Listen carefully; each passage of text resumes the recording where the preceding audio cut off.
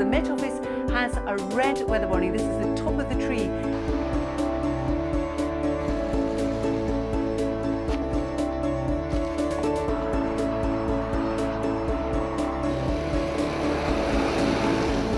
Six million more households are able to use hose pipes again. The water levels here have gone down visibly. Our climate is changing, and we're all seeing the effects in the extreme weather events over the last decade.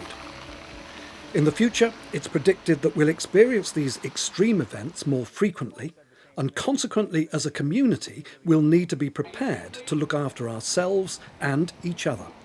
Analysis of average temperature change in Europe over time clearly indicates a rapid rise since the Industrial Revolution began around 150 years ago.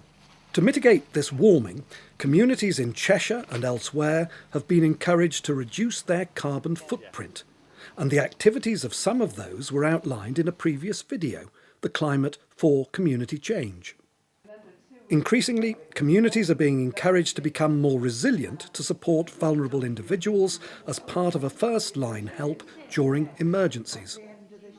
During widespread and extreme weather events, the support services become overwhelmed, and therefore communities can help by preparing resources ahead of potential events.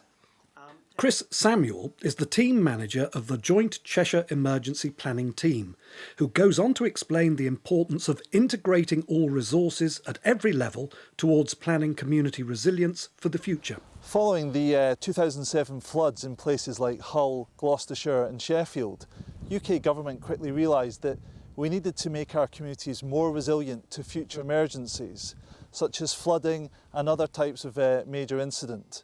And here at Cheshire West and Chester Council, ourselves and other responding partners are looking to increase community resilience moving forward over the coming months of years. That will involve us running a series of workshops where we'll be asking parish and town councils to consider implementing and preparing community resilience plans, where they can harness local resources and expertise to make themselves more resilient to future emergencies. This important and vital preparation can range from help and support through volunteers who can provide door-to-door assistance to the identification of buildings as places of refuge, thus incorporating a response at the local level with the more well-established blue light services. Hi Mrs Robinson, I've got your loaf here. Oh, that's very good of you. Right, Thank you okay. very much. All right then, Thank see you. you and on then. Yes, Bye-bye. thank you. Bye-bye. Community leaders and support services met in Warrington in early 2012 to discuss several relevant issues and to help kickstart the process leading to the adoption of a plan template and toolkit to help groups identify vulnerable people and places that are at risk from our changing climate, as well as the consequential damage we're seeing today. For me, the primary purpose is to give you a bit more of an insight into some of the work around the climate change risk assessment that came out at the end of Jan, but importantly talk to you about where are the gaps, what further help and support might you need in terms of taking forward some of the climate change activity and action on the ground, whether it's in your local authority, whether it's in related businesses or in the local communities. So what does climate risk mean for the North West? There's a couple of things, I think, just to make it very real for people. So climate risk could mean increased flooding. Well, our correspondent Hal Griffith is in Wrexham. The town has already seen some flooding and is expecting more rain. So are they pretty well prepared, or as well as they can be, Hal? Well, here on the River Dee, there's been a warning in place already for much of the weekend. Increased flooding is currently, in terms of North West, 200,000 businesses and properties. If we include surface water, we probably add another 100,000.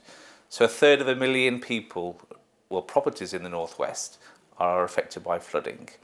In terms of making communities more resilient, if that's the term you want to use, it's all about partnerships.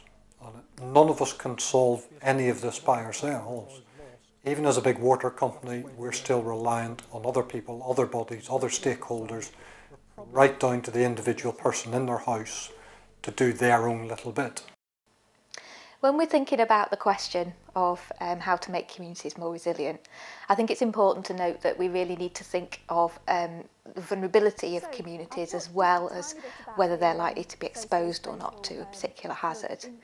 So having a kind of wide-ranging idea of what it is that makes communities vulnerable is very important. There are lots of groups that can help us, both within Lymm itself and also in the wider sort of Warrington area, the fire and rescue and the other emergency services.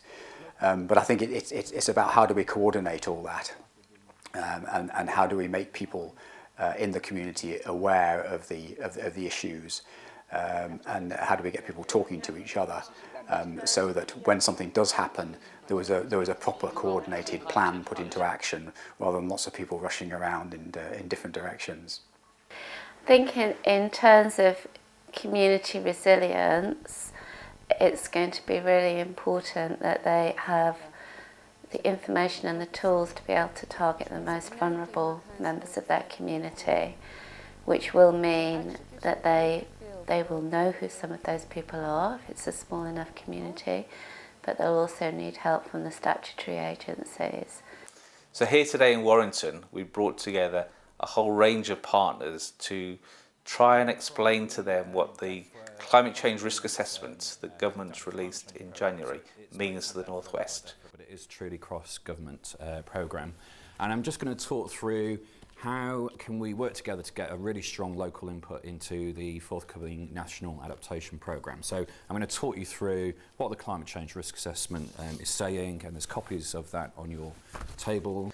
And the beauty of the partnership that we've got in the North West is that on the back of this risk assessment, there are certain measures we can put in place collectively to help address the risks, but also create some opportunities in terms of how we might respond to climate change.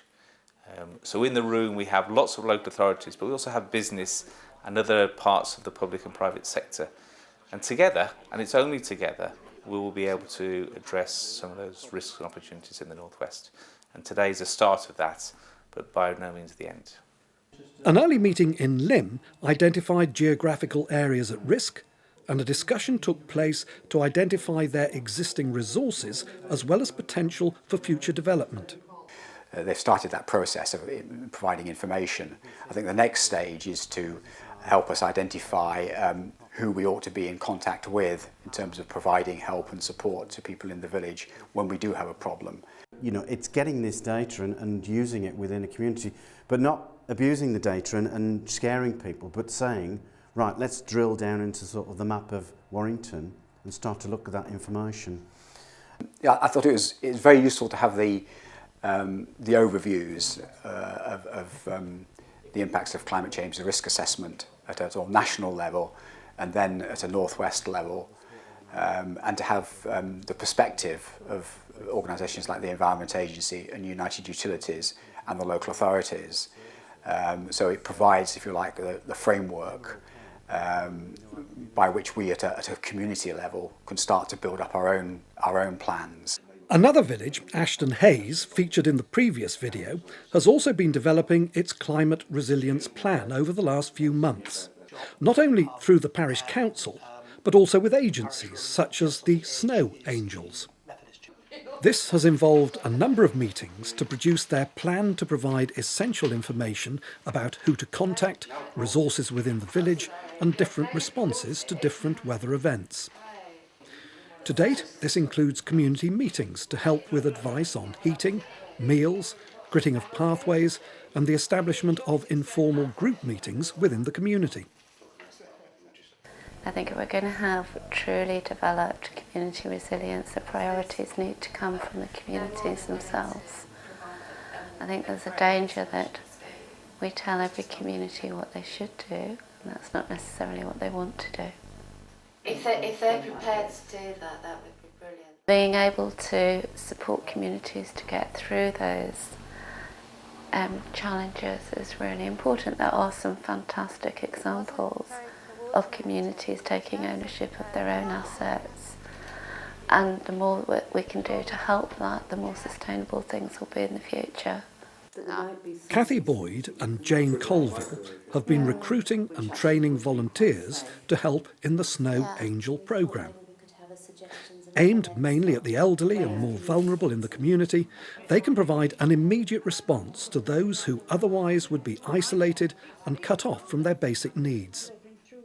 Even talking through the stress of their situation can be of paramount importance for boosting morale. Now and in the future, one of the challenges for this particular sub-region is an ageing population.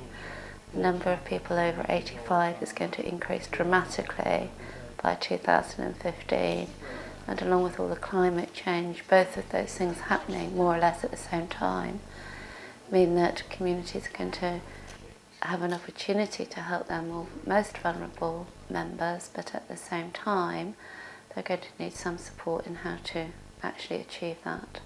With local information gathering, communities are now actively engaged in planning for the future.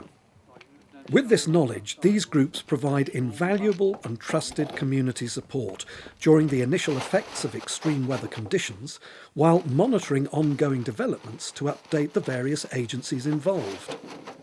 We're only just beginning to feel the effects of climate change.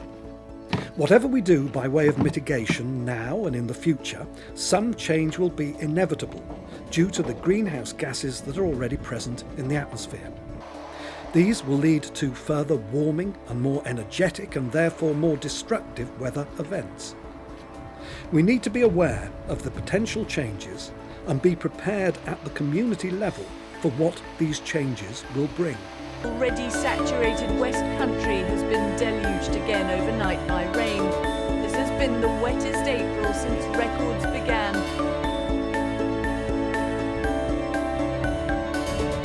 The Environment Agency says there are more than 250 flood warnings and nearly 300 alerts across England and Wales.